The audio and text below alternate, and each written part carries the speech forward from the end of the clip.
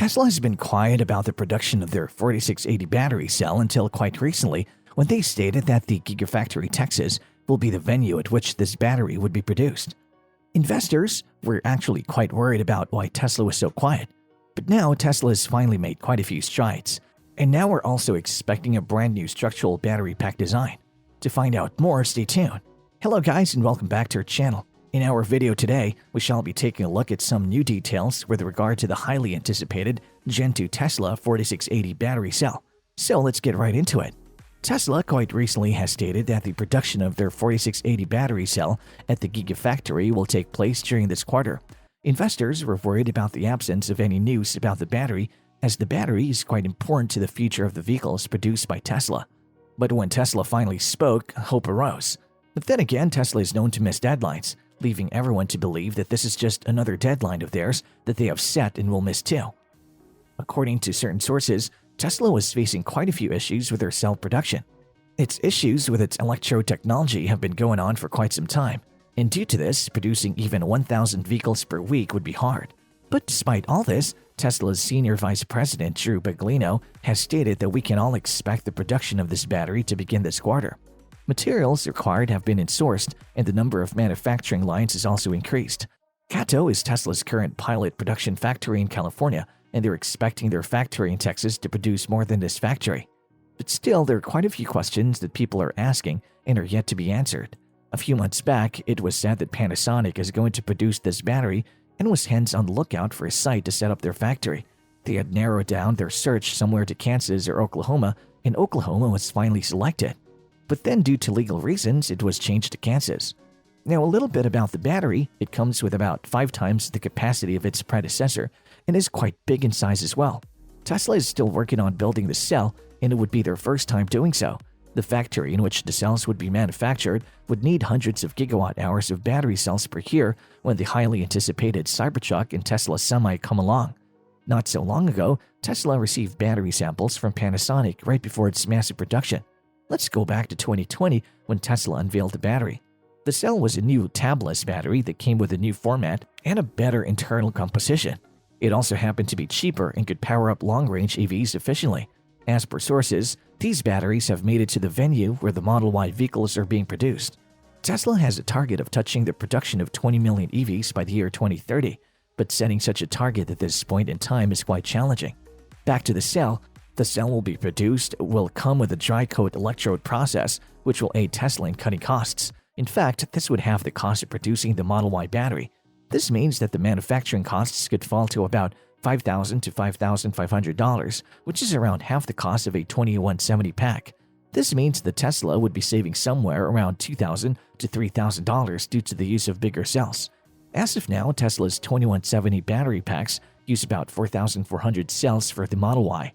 It's also important to note that these packs require 17,600 points to be welded, which is approximately around 4 welds per cell. This would be integrated into the electric crossover. But on the other hand, the Model Y would require just 830 4680 structural packs so as to weld points per vehicle to drop around 1,660 points.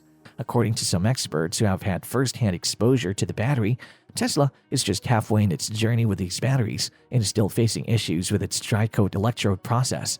The main reason why they are facing this issue is because the technology is fairly new and scaling the operation has become quite tough. They have further added that Tesla is quite ambitious and is working quite hard in reaching this target. Now let's get into the specifications of the Gen 2 Tesla 4680 battery cell. The cell is made up of NCM811 cathode and a graphite anode. The NCM811 cathode comes with 81.6% nickel content. The composition also consists of cobalt and manganese, but no aluminum has been specified to exist so far. However, it is important to note that the dry battery electrode technology has not been used on the cathode but was used on the anode. As for the anode, it is said to have no traces of silicon and is mostly made of graphite. Usually, the anode is made up of at least 10 to 15% of silicon so as to boost the energy density. This may change, but so far, the cell specs have been quite marvelous. As for its energy density, it is said to have 272 to 296 Wh per kilogram of it. As for its weight, it is said to be around 355 grams, and its estimated total capacity is 26.136 Ah. the total battery has is said to be around 96 to 99 Wh, which is said to come with a 98 Wh capacity. The dimensions of the battery are 46 mm in diameter and 80 mm tall. The energy density is said to improve with its regular updates, and they will offer higher energy. In fact, it is said to touch 108 Wh by 2023, which is 10% of the current amount of energy that it produces. And by 2024, the energy is expected to go up to 118 Wh, which is around 9.3% more. The first-gen Tesla 4680 battery cell is said to come with a total energy content of 276 Wh per kilogram. The second-gen Tesla 4680 battery cell is said to come with 305 Wh per kilogram, while the third-gen Tesla 4680 battery cell is said to come with 333 Wh per kilogram. Earlier this year, in the month of April, it was stated that Tesla may introduce two battery pack configurations of the cell, one being the standard range cell and the other being the long-range cell. The standard range cell comes with 690 cells at 67.620 kWh, while the long-range cell comes with 828 cells at 81.144 kWh. It'll also come with 20% more cells as well as energy. Many have compared it to the reusable battery capacity and have stated that they produce almost the same amount of energy. The battery also comes with a thick steel cell can, which is much thicker than the 2170 type cell. The reason for it being so thick is so that it can carry the various forces in a structural battery pack. This in turn makes the battery much heavier. The structural battery will help aid in making the weight of the Tesla cars lighter, as well as would help modify its structure level too. This would also make the energy density on the car level higher. We spoke about the cathode earlier in the video, but we never really mentioned its dimensions. So here are the dimensions.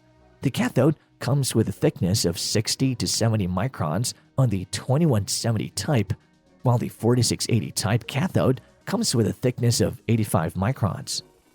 The best part about this battery is that this is not the end for it, and it surely will go through quite a few updates in time.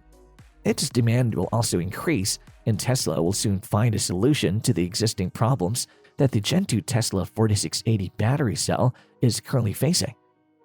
What are your thoughts on the Gen 2 Tesla 4680 battery cell? Do you think we can actually see them hit the markets by the end of the year?